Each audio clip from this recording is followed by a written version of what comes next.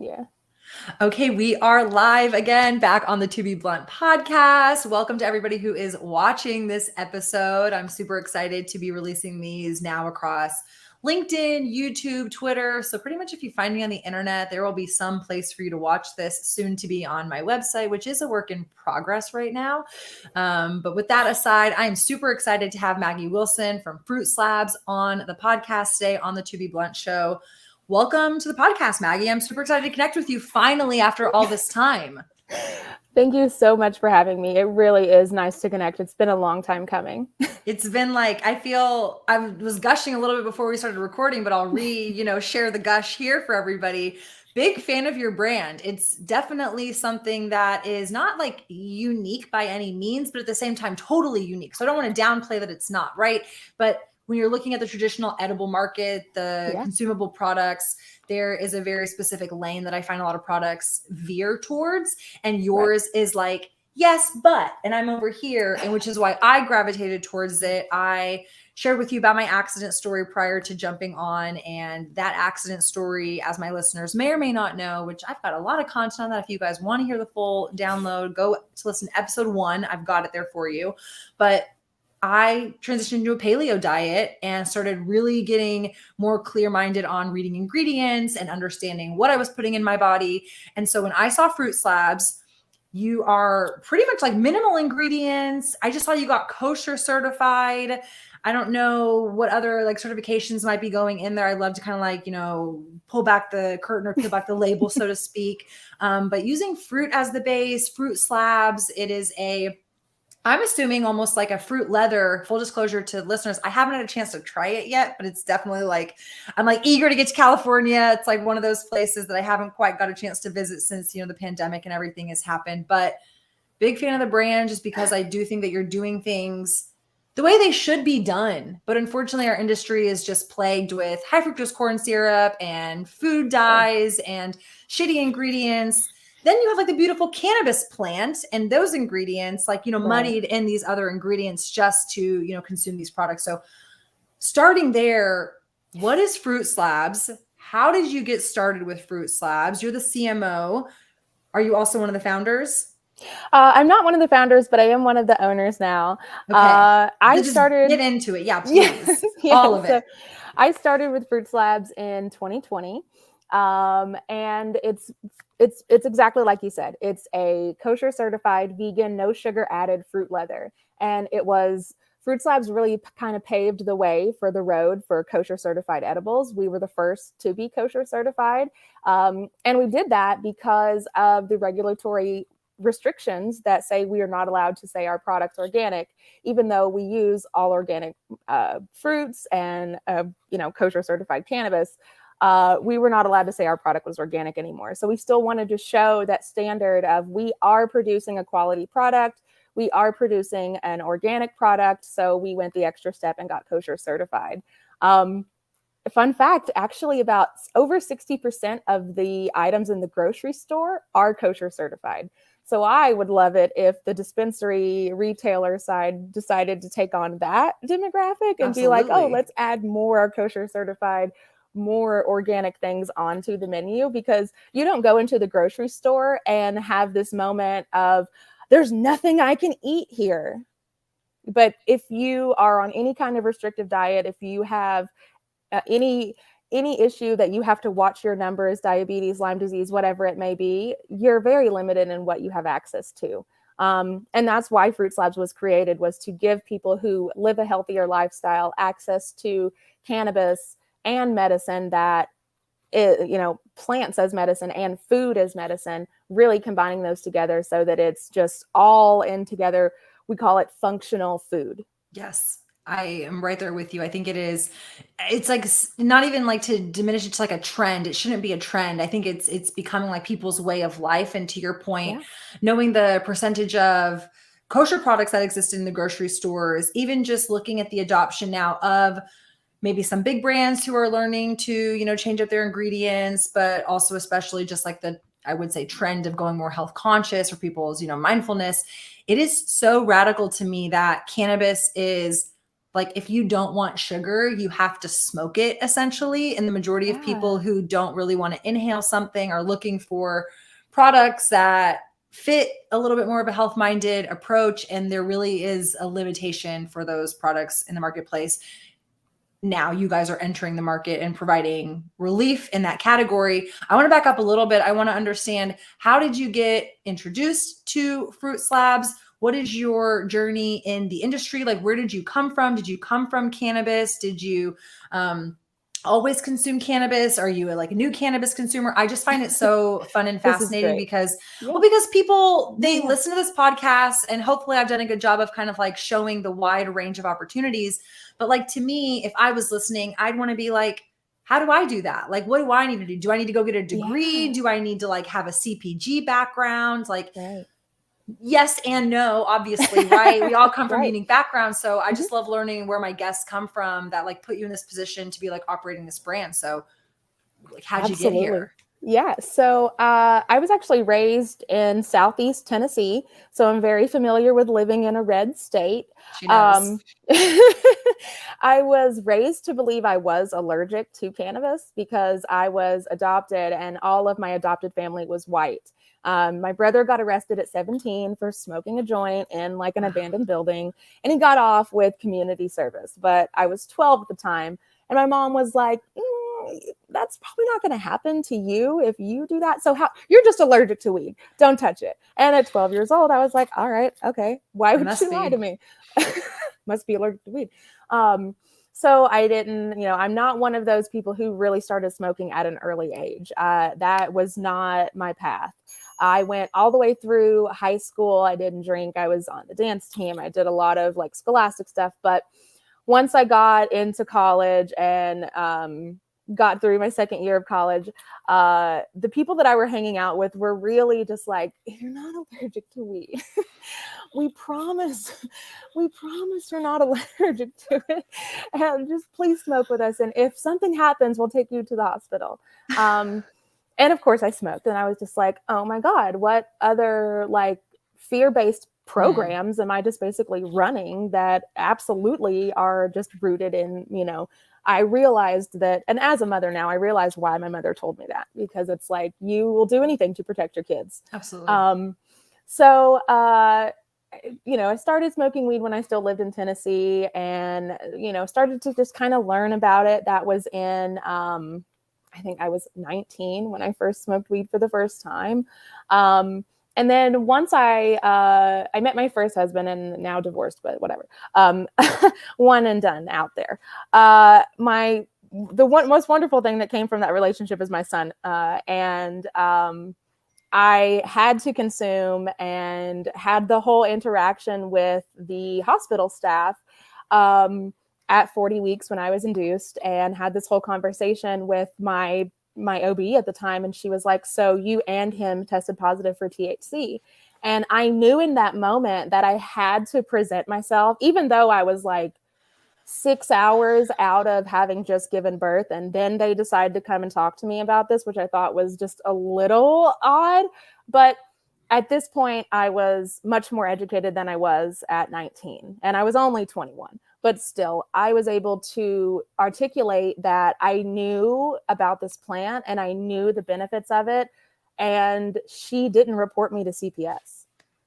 And it was like, it kind of awakened something in me to be like, okay, if you can present that, like if you can articulate in a way that is not, defending yourself or just being like, well, I didn't do anything wrong. Like if you can actually educate the person that's asking you about this, you have a better chance of them not doing something that can ruin your life.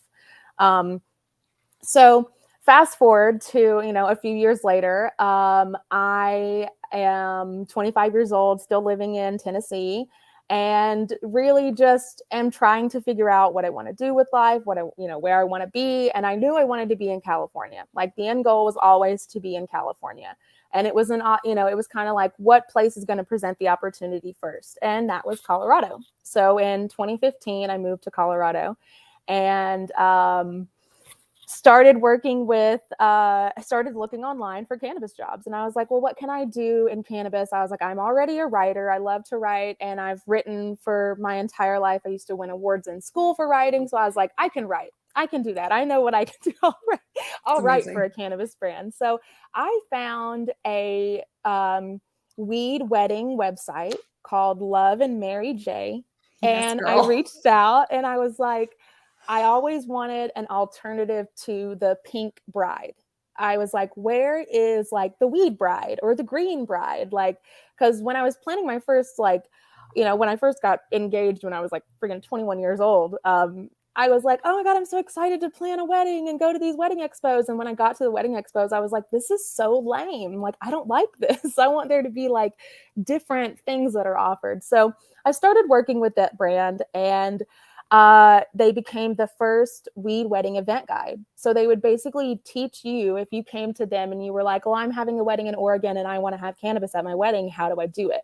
So we taught them the compliance that they needed to know, all the details. We helped them find vendors that would work with them, photographers, limousines, everything. And in 2015, it was way different. Like, oh yeah. It was so different. So, I mean, even in California, and the main states that we dealt with were Colorado, Washington, and California. So it was really like a lot of learning the compliance and regulations in 3 different locations to be able to help all of the people, because people don't not reach out to the people who are doing wedding stuff. There's so much money spent on weddings that we were like, okay, we know we're at a good intersection here with weed and weddings. And in 2015, there weren't a lot of people doing that.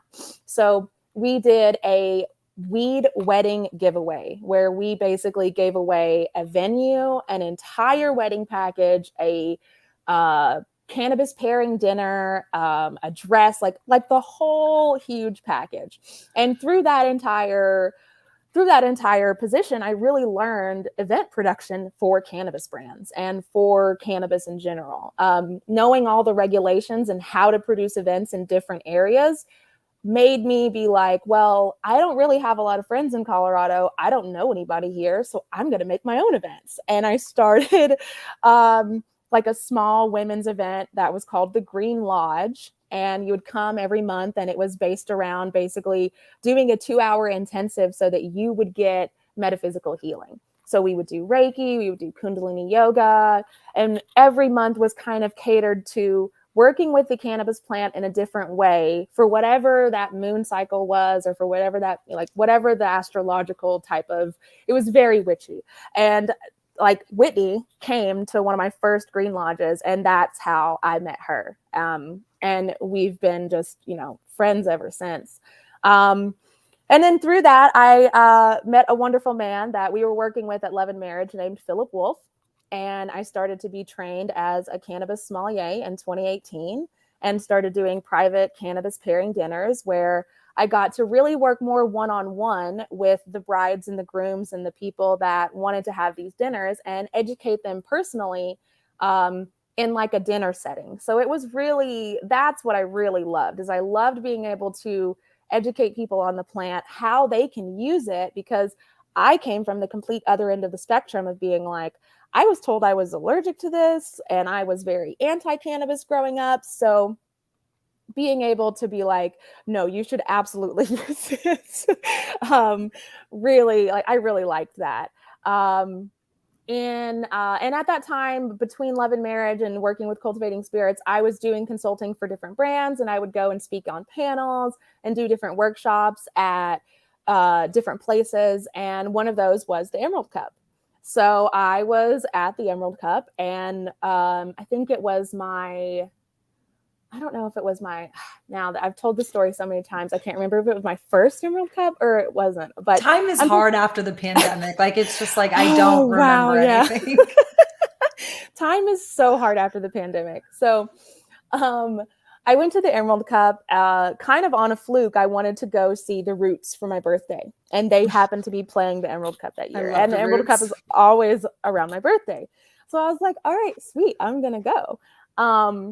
And I went, and like, super easy, long story short, that's where I met the love of my life and my life partner now. And he's the one who actually introduced me to the product. And at the time, I was having these issues with artificial flavorings and artificial colorings giving me UTIs. So I was like, I need to find a cannabis edible that I can eat 30 to 40 milligrams of and not be intaking more sugar and irritating the actual problem. So when Brandon introduced me to Fruitslabs, I was like, wow, this is the product I've been looking for. Like, I can actually eat a lot of this and be, and get relief. So I wrote about it on my blog. It's called, it was from like 2018. It's called The Stoned Life Oracle. And it was like a cannabis and metaphysical blog. And I talked about how other women could use Fruitslabs to treat their UTIs and like endometriosis pain. And that was just kind of it. Like we started dating. I was living in Colorado. He was living in California. It was long distance, but every time we were together, I would be able to have this product. And I was like, okay, this is really great. I really like this product. I loved the branding. I liked the website. And then fast forward to 2020, we moved to Long Beach, and the former team really was like, we need somebody to do this, that, and the other. And I was like, oh, those are in my wheelhouse. I can do those things. So I kind of came in and started working with them. And then we had some shifts and changes, and I moved into this marketing position because they saw my strengths and they knew like I already had my podcast and I already had all these other things. And when I left Denver, I was actually the marketing lead for the company Suja, the juice company. So I was really about that healthy life. Like, I like working for someone that produces a product that is, actually beneficial to you and your kids. So I moved to Long Beach, started working more and getting really like being here in California is completely different than just visiting and being, going to an event here, an event there. When you're really here and you're directly dealing with the issues and the problems, it's like, oh my God, no wonder everyone's underwater. It makes so much sense. Fortunately. But coming into Fruitslabs in the past 2 years, we've really tried to fine tune the way that we represent ourselves, the way that we are representing our community and getting access to the community. For us, it's really about being able to provide this medicine for as many people as possible, because we know that people are looking for this product.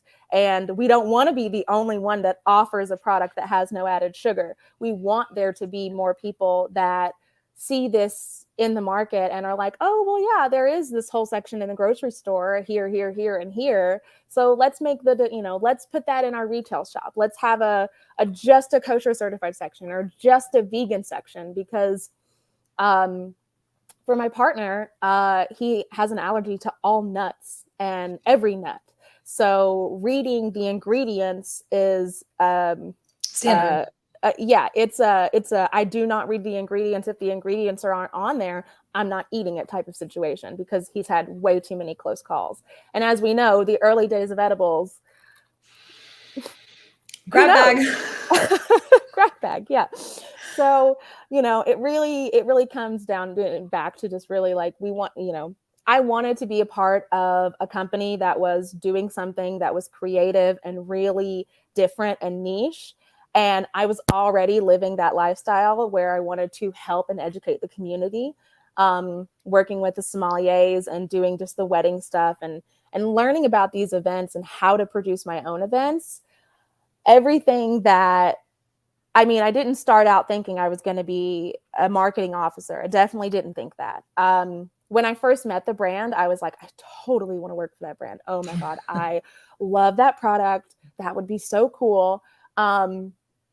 But my advice is to never really have expectation on, no matter how big the brand looks or is, never have an expectation, because it's cannabis and it's completely different than any other space or industry that you really try to be in. But the amount of opportunity that is available here is so untapped.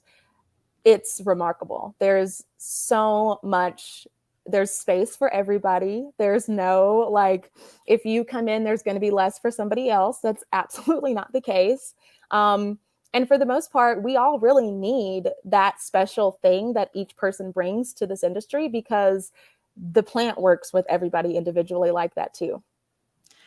Just mic drop, like everything you said. I thought that was such a great story just to share. Obviously, it's personal and unique to you. And I know that it's certainly not as easy communicating it as living it, right? It's like you got to go through some of these challenges. And like you were sharing too, expectations need to be adjusted when you are navigating cannabis, because every state is different, every brand is different, every individual person. I have a very big, ethos for the show, which is kind of the spirit of To Be Blunt, which is sharing transparently, because the more that we share, the more the rising tide lifts all boats. We should all be in this together to some extent. Obviously, certain proprietary stuff, I'm not here trying to be like, spill your beans, but at the same time, how can we help each other make sense of this industry? And ultimately, at the end of the day, I think cannabis is really rooted. Yes, there's a recreational aspect, but I do believe part of recreation is just to like feel better and just like to disconnect.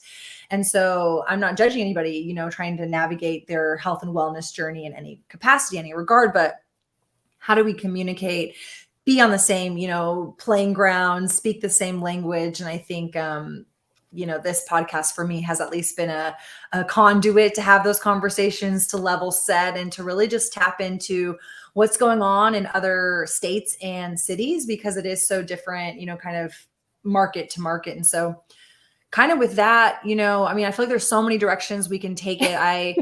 I want to hear like how you've navigated the transition from, I guess, Colorado market to California. I also want to get into just like the brand itself. I know you guys have done some really creative marketing tactics that I think are really smart. And I've done a little bit similar myself. So I kind of wanted to have a little jam session with you on that. You mentioned you have a podcast.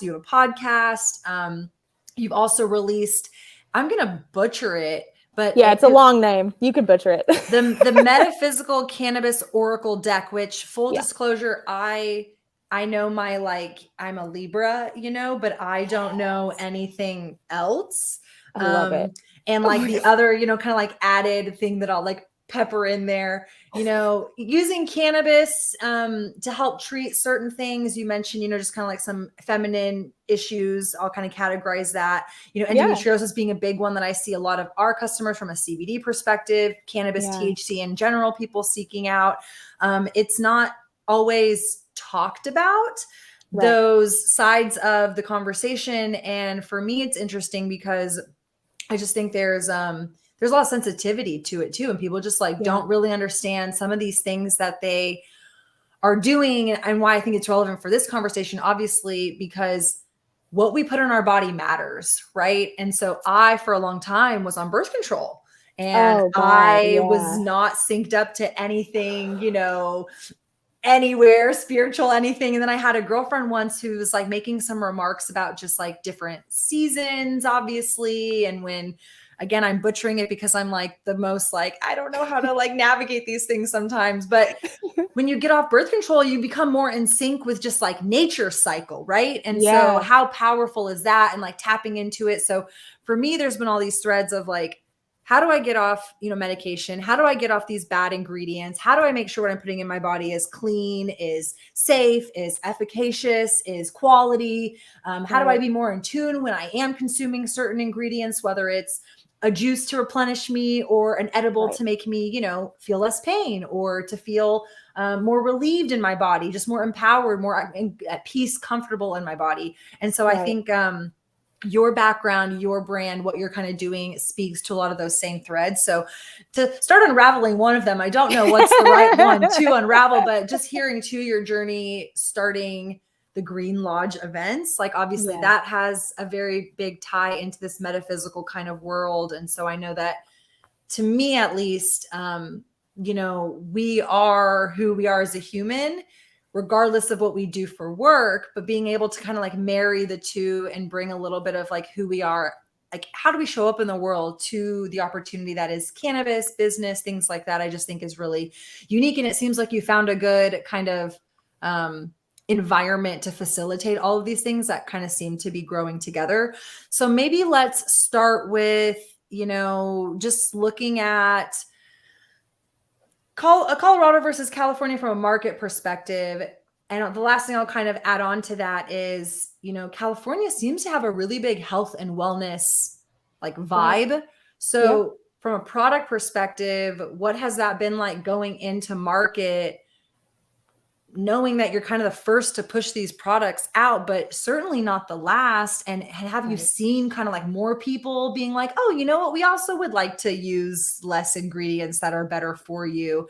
And kind of what does that lane look like? Because I do feel that it's non-traditional to what I observe people are consuming. They just want to buy shitty juiced up gummies. And Yeah.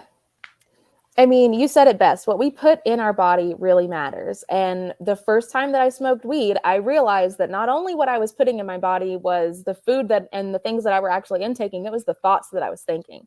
And I was thinking that this was going to harm me. Um, so when I moved to Colorado, it was really about educating myself, like really figuring out what works, what didn't work. And surprisingly, when I did my events in Colorado versus California, I had much more turnout in California. But I mean, I guess it's not surprising because Colorado is very wellness minded in that kind of way too, is that there's so much sunshine that there are a lot of people outside doing activities. But we actually haven't licensed Fruitslabs into Colorado yet because we're an intellectual property brand. So each state can have like a licensee that brings the edible to their state.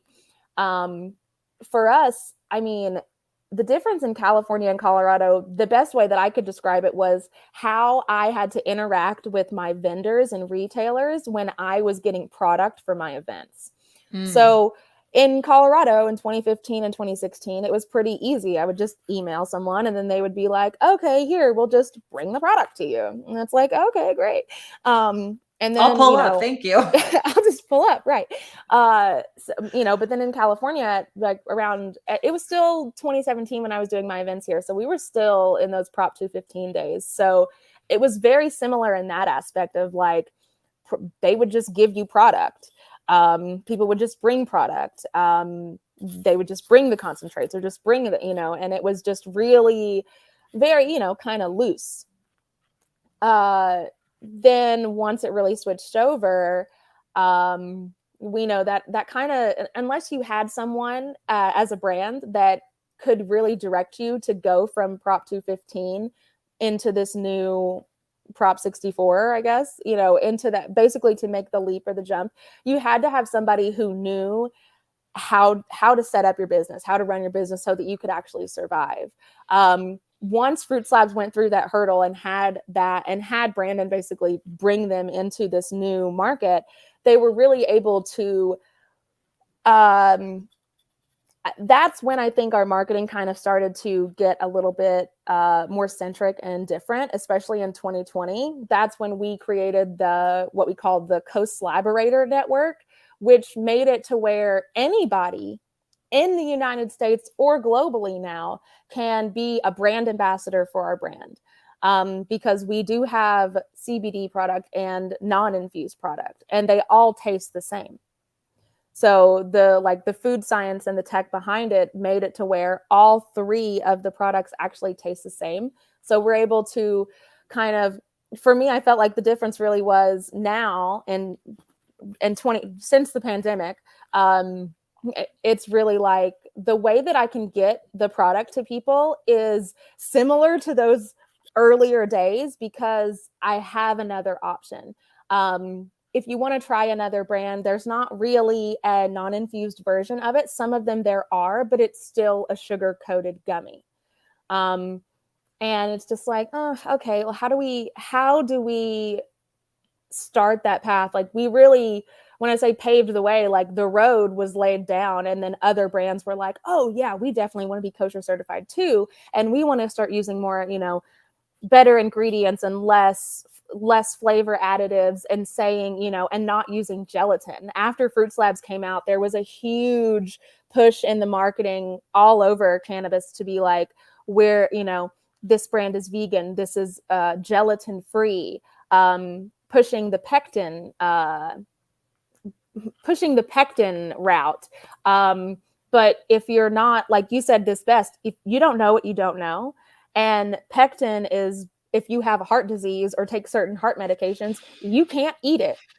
So there's like only the one alternative if you're a vegan and you can't have sugar and all these other things. So it's really interesting how there's more no sugar added options on the beverage side than there are the edible side. And even though both of those markets are much smaller market, they take up less market share than flour or concentrates, there's far less kind of competition when it comes to creating a little bit of a healthier product, which everybody says that they want to, help the community and be, providing for their community. That's what the whole shtick is. But when whether you're the retailer, whether you're the buyer, whether you're the, whoever you are, somebody's making the choice to put what's on the shelf. And they're making the choice to not carry things that they know would benefit the people that are coming in looking for product. Like, yeah, if there's 10 people that come in, maybe 6 and 7 of them are looking for flour. But those 3 to 4 people that aren't looking for flour could become a lifelong customer of that brand, whatever it is, because they're getting what they need. Like when you find something at the store that you love, you go back and you continue to buy it. And that's, I really 100%. Feel, I compare it to the grocery store all the time, because I really feel I was just about to say that. That's the best way, like that's the best comparison. If the dispensary could be more like the grocery store, like it doesn't have to be Whole Foods, it could be the Pavilions or the Ralphs or whatever it's called. But just have those options for people. Right. It's so hard though. And I feel like this theme keeps popping up in other interviews I've been having too, where, and obviously this is like your whole brand, so it makes sense for you guys to be championing it. I think depending on what interval in the industry you're at, it's hard because like excluding quality of ingredients, just using cannabinoids, for example. Yeah. There is like a whole market of people who don't care right about it. They just want to get high, and they could care less if it's distillate or rosin, or they think they love their sativa edibles. Delta 8 versus Delta 9. Like some people don't care. They just want to get high. And it's so hard. And I think the industry sometimes, like, we put ourselves back in the corner of just like, well, if everybody just wants to get high, well, if everybody just wants gummies, like, well, this is just the easiest way to do it. Yeah. Like, this is what the consumer wants, instead of educating the consumer on what they actually want, which is what the other brands and the other industries do. They 100%. make propaganda and advertisements to tell you what you want. 100%. I just think our industry is, to put it delicately, it's like, we're kind of like on like 3 legs instead of 4 legs, like we're not fully stable. So it's like, it's on one day I'm sitting on 2 legs, I'm good. And then when I lean on this side, I'm like, oh shit, I'm kind of like falling backwards. We're a 3-legged dog. Yeah. And so it's just, again, not that anything is right or wrong. It obviously takes companies like yourself, like who are paving the way, where you're saying, okay, I can't do this organic certification, I'm going to go after kosher certification. Which, sidebar, does kosher automatically mean organic to people who are kosher? No, it means that the practices that the way that the food was produced is clean and clear of all things that they consider to be unhealthy or unsanitary or unlike meat, dairy, and something else. Yes. But it means that it doesn't have any contact with that from start to finish, that it's a completely clean environment, and that it's been hechshered, which is blessed in a sense. God, yes. I knew the religious aspect of it. I just didn't know if there was some correlation to organic, but from a cleanliness perspective, that makes sense. And is at least obviously like I can't guarantee where those edibles are made, and I think another term might be like GMP certifications, where it's like a, good manufacturing practices. People are doing like, I'm in this facility versus that facility. You can tell quality perhaps, and it's obviously like a marketing thing too. So there's definitely people who are kosher for religious reasons, but then I think from a brand perspective, which is so interesting. I met my fiance because he got his farm in Texas at the time. He's no longer running it. Organic certified. He was growing hemp first year. That is so hard to do. Super hard to do. I think maybe only one other person did it in Texas. He flew someone in from California to do it. But my whole thing was like, that's a marketing label. I was like, do you want to be on my podcast? You should be on my podcast. And so that's how we met, was just him kind of navigating that and getting connected to me through our local industry. And so, yeah, we talked about it, but it comes to mind because, again, it's not that, like, organic is good. Like, you absolutely like should want to be putting organic things in your body. If you don't eat organic, you should look into it. Obviously, it's been around for a while, so it's kind of like, I don't need to explain why organic is better. Right. But from a marketing perspective, it is a label claim. It is a differentiator, right? And so I look at, obviously, koshers. I'm sure you guys do too. There is the religious aspect, but it's also a differentiator on your label that allows you to make a claim, a stake, like draw a line in the sand that says like this, that, and the other. Another thing you said that I thought was super interesting, and I wanted to just like talk about it a little bit more, because I've seen other cannabis brands open up CBD or hemp specific lines of their products. Sometimes they do it under the same brand name as you guys have done. Sometimes they do it under a whole separate brand because they don't want their marijuana business touching their hemp business.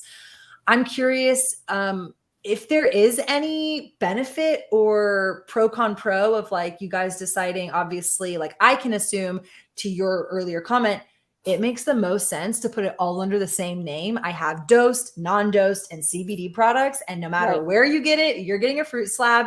And you can market to those customers in a way that's like, hey, if you like this, when you're in California, you should go get the one that has THC in it. Or, hey, your grandma really likes when you're on this and she doesn't want the THC, but she could do the CBD. So I understand the benefit of it, but it's a little foreign for, I think, the industry to kind of look at it that way. Again, I think there's different scenarios. So I'm just curious how you guys decided, like why you were like, you know what, let's take on the regulated hemp market as well as we're navigating things, and how that works from a manufacturing perspective.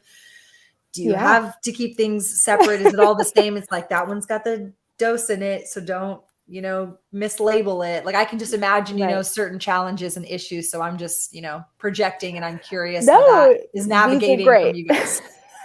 No, this is absolutely great. And this really gets into how we have to operate as a cannabis business in different states. So in California, we have a co-manufacturing license. So our manufacturer produces THC Fruit Slabs in NorCal. So our CBD production is not done at the same place our THC production is done at. And our CBD production was actually taking place in Oklahoma because the cost and it's much easier to produce it there. The reason that it all is the same is because the current CEO is actually an intellectual property expert. So the aspect of having brand continuity and having, like, our trademark is slabs. So fruit slabs, floral slabs, sour slabs. Like we have different analogs of the fruit slabs. Those non-infused samples were first made to basically educate the bud tenders so that they would know, like, this is what the product tastes like. This is how you can describe it to someone.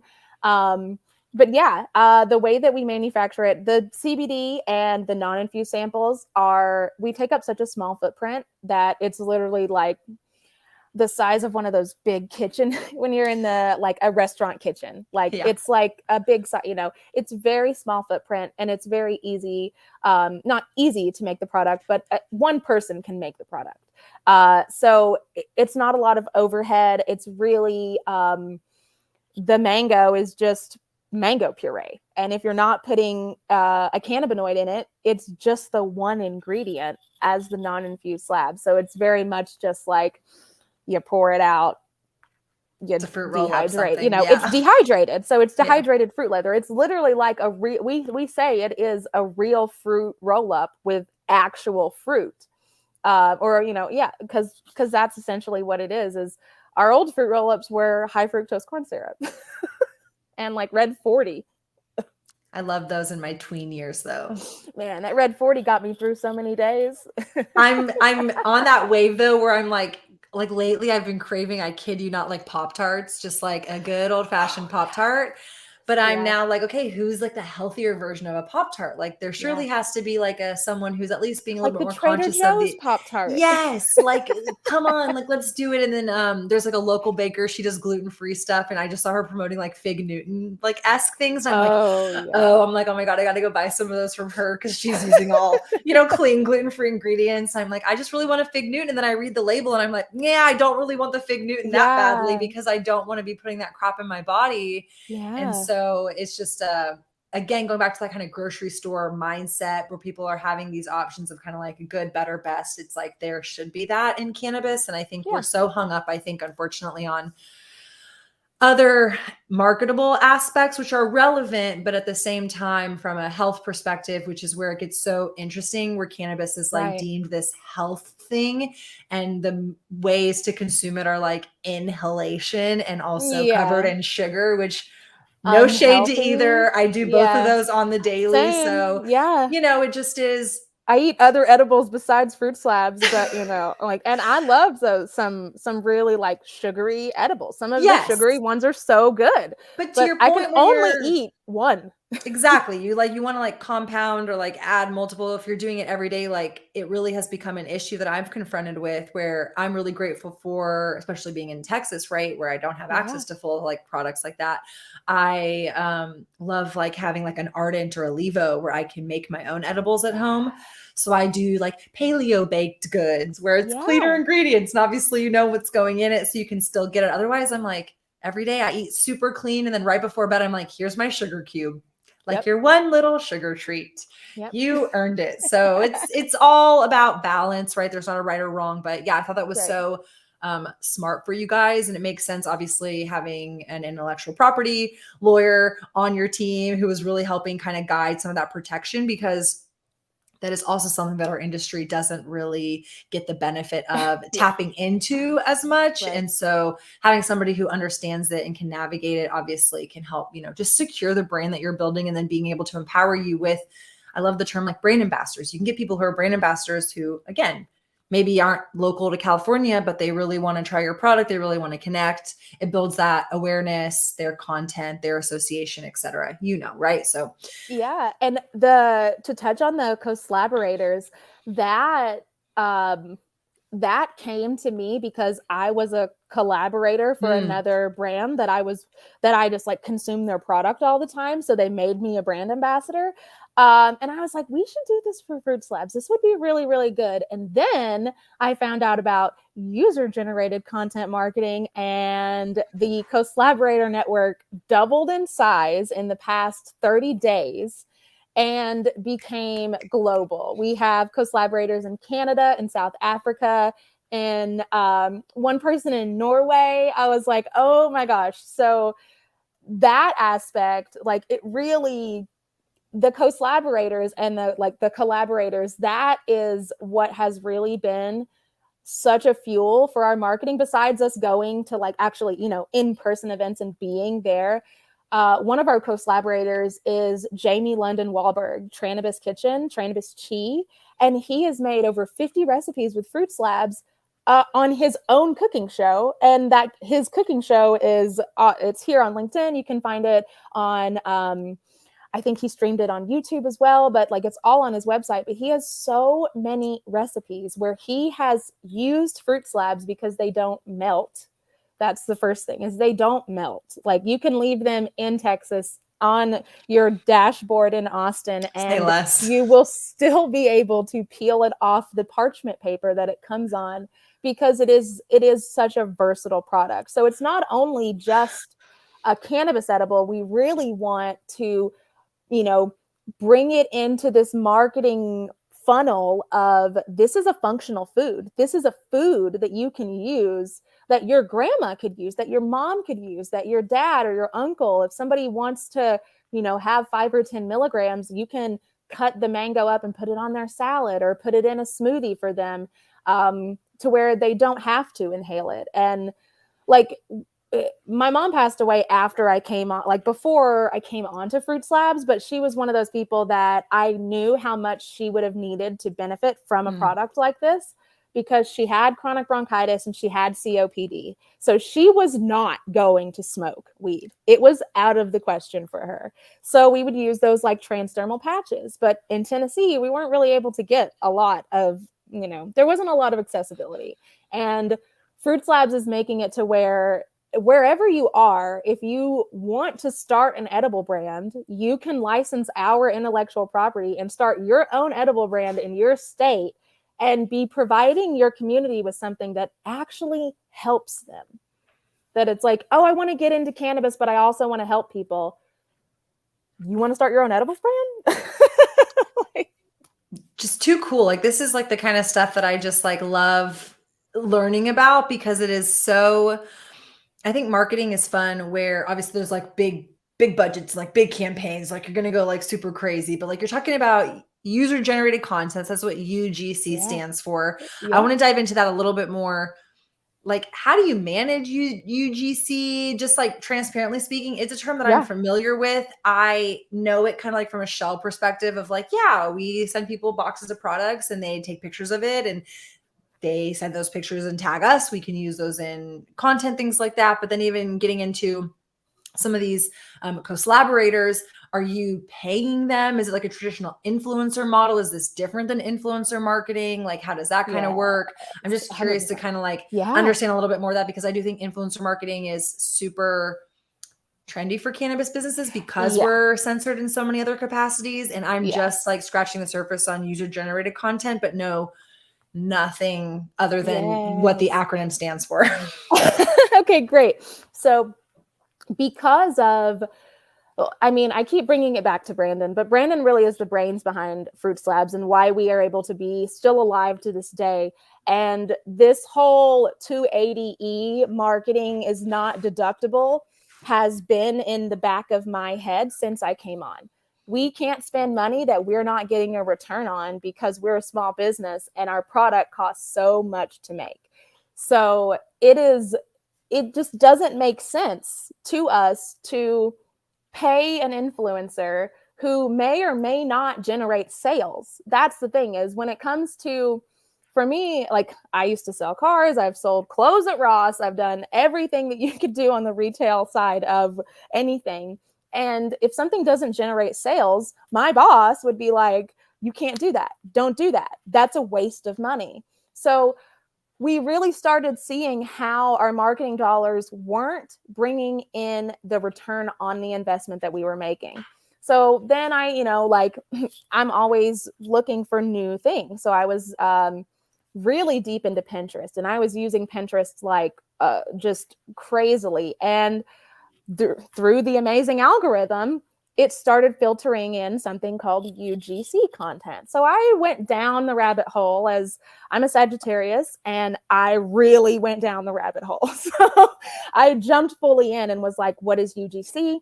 How do we do this? What is it? How is it different than influencer marketing? And that's where I was like, we're going to use UGC over influencer marketing, and cannabis brands need to be doing this as well, because with an influencer, you can have a contract, you pay them, and they may or may not use, they either provide you with the advertisement or whatever you're going to use for whatever. The difference with UGC creators is it doesn't matter their following. They're not bringing your product to their audience. They're producing high quality content that you have the rights to. So they sell you their intellectual property, their copyrighted videos, their copyrighted photos, and you get to use those as whatever you want. Nike is doing this. Whole Foods is doing this. Every major brand is using user-generated content because people relate more to user-generated content than they do an influencer telling them they should buy a product, because there's no authenticity from the brand to the influencer. It's like a continuity skip. When you've got a UGC creator, they make the content and they give it directly to the brand, and then the brand directly puts it out. an influencer makes the content, gives it to the brand then can decide whether they're going to put it on their Instagram, their YouTube, or whatever, but it still contains that influencer. And they still need that influencer's reach and market to make the sales and get the return on their investment. So for UGC creators, how I keep up with everyone is I started a different UGC Twitter, solely just like a brand new Twitter that's only UGC content. Started following different UGCers and major brands that use UGC content. I mean, the whole Savage Fenty ambassador program is essentially user-generated content. That's how they got the ambassadors to be ambassadors, is they did like a call to action during the pandemic and was like, send us in your Savage X Fenty looks and you have a chance to be an ambassador. And like some of the people I know in LA, that's how they became ambassadors for Rihanna. Like, shit. I was like, damn, I missed it. But, you know, it really made me think. I really jumped into it. How you become a collaborator anyway was you just filled out a Google form. It was super easy on our website. You just told us what you would do and we would bring you on. And when I brought on the UGC creators, they all came from all over the country because I was connecting to them via Twitter. So then I just funneled everybody into the Google form and then emailed all of them with a contract and a PDF document that basically said, you're signing up for a gifted collab. So there's gifted collabs and then there's paid collabs. A UGC creator who is just building their portfolio wants to do gifted collabs because they want to produce the content that's really good so they can go to the Nikes and the Joe Malones and the Rihannas and be like, look what I made. I made this for you. Do you want to buy my video? And 7 to 9 times out of 10, the brand is like, oh, great. Yes, we will buy your video because that means we don't have to contact this influencer, go through the whole rigmarole of doing this. You're giving us exactly what we need. It makes it so much easier for the brand. And the detachment from not having to have an audience or have a following makes UGC content creators have more accessibility to the cannabis industry because you don't have to have a big following to be a UGC creator. You just have to be good with your iPhone. I'm like, you're spitting facts and I am just like, how do I do what you are doing? It is so brilliant. Like I said, I'm just scratching the surface. I think my listeners, viewers know this a little bit about me. I came from the influencer world. Yes. I wouldn't say I'm like the best influencer because I used to be like food blogging. Then I was in the accident. Then I did lifestyle content. Super fortunate. Got to work with brands like SoulCycle and the Westin hotels, but then got into CBD and was like, oh, I'm just going to make cannabis content. And obviously Instagram doesn't like when I make cannabis content. So I'm in this like struggle bus of, having platform with people, but then at the same time creating content. To your point, I love the little visualizations. Like, you don't want to go here. You want to go like this way. That makes sense. Why would the brands go through someone like me as an influencer when they could go through someone like me on the sidebar and I'm just going to make them the content and they're either going to give me a product or pay me. And who cares how many followers I have? Because I made you a dope ass video and that's all you really care about. And you're just going to put it on your website. You're going to put it in your newsletter and you pay for those rights. It's essentially more of an intellectual property relationship with your influencer. Instead of being like, can you influence this product? Like, no, where I honestly think that, and the numbers show, people respond to UGC content better than they respond to influencer content. Like 40% more interactions, click rates, buy rate, everything. People want to see your product being used. They don't give a shit who is using it because maybe they don't like that person. And if all you see is their hand scooping out your ice cream or eating your gummy or putting on your transdermal patch, whatever the fuck it is, if it's a genuine video that looks like genuine content, I always say, would I buy that? Would I be interested in that? Because half the time I'm like, well, I wouldn't buy that because that person's just telling me to. Like, obviously they got paid to tell you to buy it. So it's a little bit of a difference when you've got your UGC creators. And once everybody replied and sent back their email and confirmed that they were going to do this gifted collab, like transparency is key. A gifted collab means we're not paying you, but you're getting to build your portfolio, and they want to do a gifted collab because that builds their portfolio to go to somebody else. Absolutely. But how I keep everybody in one place and be able to communicate with them is not Slack, it's Discord. Because Discord is the jam when it comes to being able to communicate with everybody in one quick space. If you want to have a video chat with somebody, you can just hop into a room. If somebody has questions, I'll do like a monthly Q&A where they can just come in and be like, well, what is this about Fruitslabs? Or I don't know this, or what do I say about this? And really just make it to where I'm their resource. I'm their marketing resource. And if they have any questions, they just jump into the Discord and they can ask. And no matter where they are, whether they're in the United States or they're not, I can still send them product. So content can be made no matter what. And you can't tell the difference in a THC slab and a non-infused slab. It looks exactly the same. No, this is the mic drop. Like this, forget the earlier mic drop. Like, love your intro story. Super great. Love, like, happy. This is brilliant. And I'm so happy that you are finding success with it and like mastering it, and also like willing to share aspects of it, because it is something, again, I've started seeing certain influencer friends of mine start transitioning to, like, I have one in particular. She's not a cannabis person by any means, but she is like a coach. So she does influencer content, but then she also is like trying to coach people to be like small business owners. Yeah. And she had a course that's all about UGC. And so she's who I've been seeing a lot of her content. And I'm like, yes, this seems like a trend. And then to your point, I'm starting observing other big brands are latching on or have already been doing it, but now the terms are kind of coming to market and kind of the dots are being connected.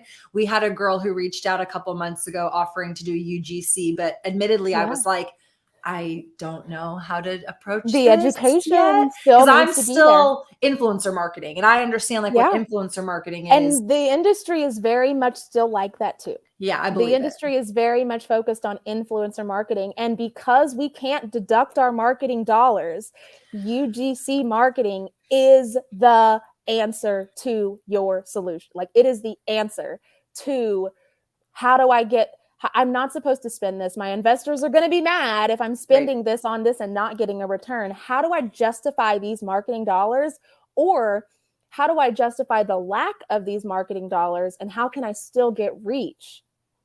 And I mean, I love it. I think it's great. I think that once I figured it out and once I went down the rabbit hole, I was like, I have to write a LinkedIn newsletter about this because I want to consult other brands on how they can save so much money. I see so much money. Like, we get decks, we get asked for sponsorship all the time. And I see all these different cannabis events happening and how much they're charging for sponsorships. And some of their deliverables are just like Instagram stories or, an Instagram post. And it's like, but what if I gave you a video that you could use on your website or in every email marketing that you send out for the next year for the same price? Yeah. And then you're actually getting more use of the content, and you're not just showing it one or two times and then you can't reuse it. Yep.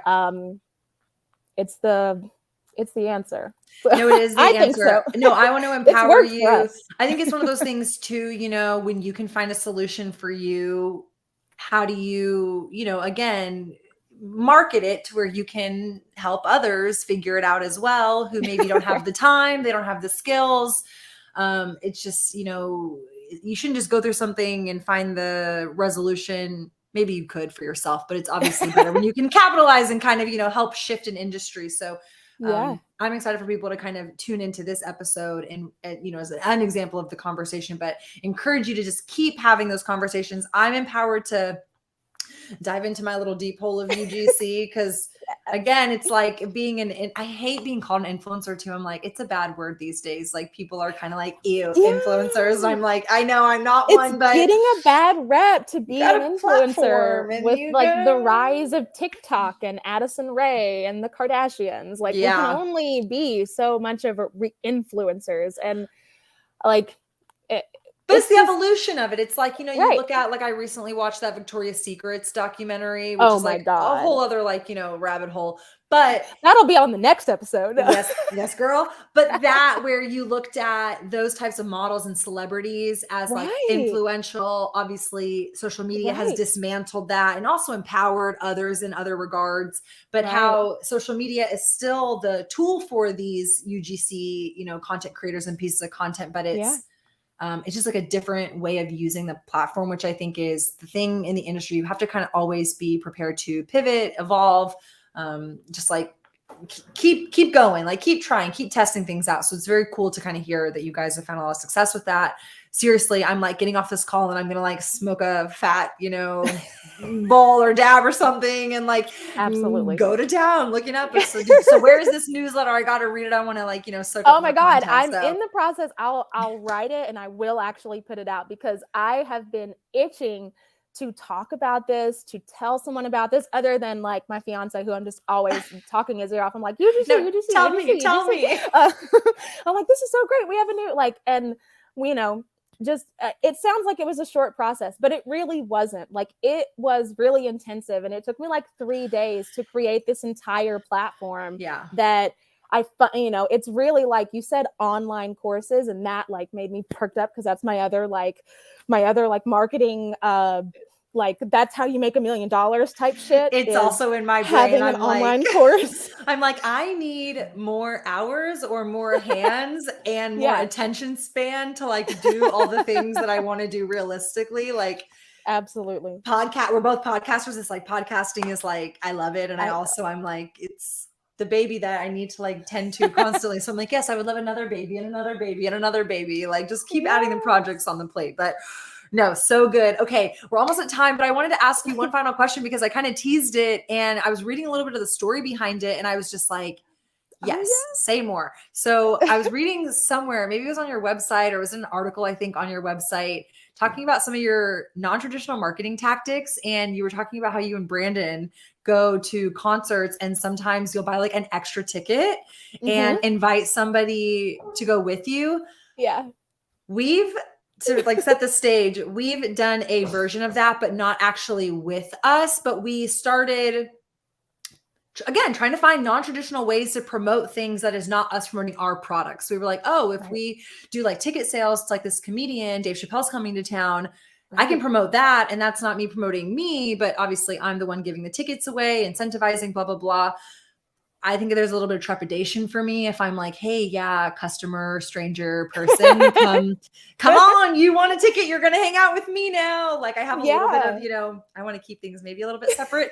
But when I read that, I was like, yes, this is same brainwave. I just wanted you to like, you know, talk about it, address it. Was there thought, you know, process behind it? Was it just like, hey, we're gonna do this because why the fuck not? Because we can, and we're going out and we want to meet people, and kind of like just like, what is that experience like when you bring, I'm assuming it's usually a customer or someone who's a fan of your brand. Yeah, it's usually a fan. I mean, we met essentially at a Roots concert. Like we met and like every booth was shutting down and we just happened to be like, I'm going to do like a 4-minute spiel, but this is why we do this, because at the end of the booth, at the end of the day, that like everything was done and we were all going to filter over to the concert. I had been in this one booth all day because that was the person who gave me my ticket and it was my friend and there was this whole thing. And I'm walking out of the booth and that's when I see Brandon. And I was like, oh, like he walks by and I'm talking to someone and I was like, who is that? And she was like, oh, that's Brandon. So I follow him out of the booth and I just walk up to him and I start talking to him. And then, you know, we hit it off instantly. We go and we dance at the Roots and we eat Fruitslabs, of course. And it really just evolved into us. Like we love music. Brandon started making me playlists. Like the day that we met, he started a playlist series that has over like 50 playlists now of just music playlists so that we could connect and be connected when we weren't together. So the music theme really, really runs deep. The original founders met at a music festival as well. So this thread of live music and our marketing has just really always been connected. It's really like, we just love it. I mean, we invited someone to go to a Mark Rebillet concert with us because Mark Rebillet is like so fun. And the person wound up not coming because like his mom came into town and surprised him. But he was like so ready to meet us at the Novo and just dance and party with us, because there's this camaraderie when you are at a concert and when you like live music, like, you know, your people, and people who love live music, and most of the time they like cannabis too. So it really just kind of like, it just goes together so well that we were like, this is the best way to do this. Brandon's been a concert promoter in LA and in Michigan, and while he was in college, so he has all these deep threads to musicians and venues. Outside of that, and being an entertainment and intellectual property attorney, he's helped a lot of people. So it just seemed so perfect for us to kind of do that. We are going to the Same But Different festival next week with Miranda and the whole Hempire team. So that's going to be like another just full immersive, you know, cannabis music experience where anybody that's at Same But Different is going to have a chance to try Fruitslabs and, you know, come and meet us and hang out with us and talk to us and just, you know, like, have a good time. And that's really what it's like. I mean, I think that's really what it's about, is we like to have a good time, and we know that other people like to have a good time. And that's what life's about, is like being your best self. And if you can do that with people, and you can meet people, and even if they're strangers, like, give them something that helps them, like, that's the best. My cheeks hurt from just like smiling, and like everything inside of me is just like, we are same but different. So I love this episode so much. I know my listeners are going to enjoy it just as much. To everybody who tuned into the video version, you got to see our fun, you know, faces. And I feel like I talk with my hands a lot. That's always like my number one comment is like, girl, your hands were like doing a whole show. I'm like, yep, that's what they're there for. But no, truthfully, Maggie, like, so amazing to connect with you. Love learning more about Fruitslabs, your background, just all the great things that you have upcoming. Super excited for you guys. And yeah, looking forward to meeting eventually IRL one day, you and I. Yes. But until then, you get to hang out with our mutual friend, Miss Miranda. So by the way, she mentioned Miranda Cummings and Whitney Adrian, who are both former podcast guests. So thanks to those ladies for keeping this beautiful circle of incredible women in cannabis alive and well. And if you want to listen to their episodes, you can go back in the archives and check them out. And now you have Maggie's to tune into too. So thank you again for joining us. I really appreciate it. Thank you. It's been perfect.